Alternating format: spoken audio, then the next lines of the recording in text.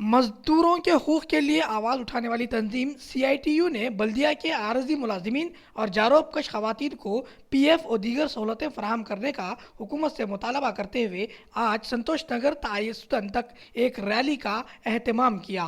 बालिजाम police ने उन्हें गिरफ्तार करके पुलिस स्टेशन मुंतकिल कर दिया। కార్మికులకి అంగన్వాడీ కార్మికులకి ఆశా వర్కర్లకి కంపెనీలో పనిచేసే వాళ్ళందరికీ కూడా ఈ రోజు 12,500 రూపాయలు మినిమం వేజెస్ ఇవ్వాలని చెప్పి డిమాండ్ చేస్తూ ఈ ర్యాలీ కొనసాగిస్తున్నాం। ఇవే కాకుండా PF డబ్బుల్ని లక్షలాది రూపాయలు ఇవ్వకుండా ఈ రోజు రాష్ట్ర ప్రభుత్వం కేంద్ర ప్రభుత్వం ఎగ్గట్టి వాళ్ళ డబ్బులతోటి ఈ రోజు బేరం చేస్తుంది। ఇది కూడా ఆపాలి। వాళ్ళందరికీ PF డబ్బులు వెంటనే వాళ్ళ ఖాతాలో జమ చేయాలని చెప్పి ఈ రోజు ఈ ర్యాలీని నిర్వహించడం జరుగుతుంది। ఇప్పటికైనా ఈ రాష్ట్ర ప్రభుత్వం దిగొచ్చి కేంద్ర ప్రభుత్వం దిగొచ్చి వాళ్ళ సమస్యను పరిష్కరించాలని చెప్తున్నాం।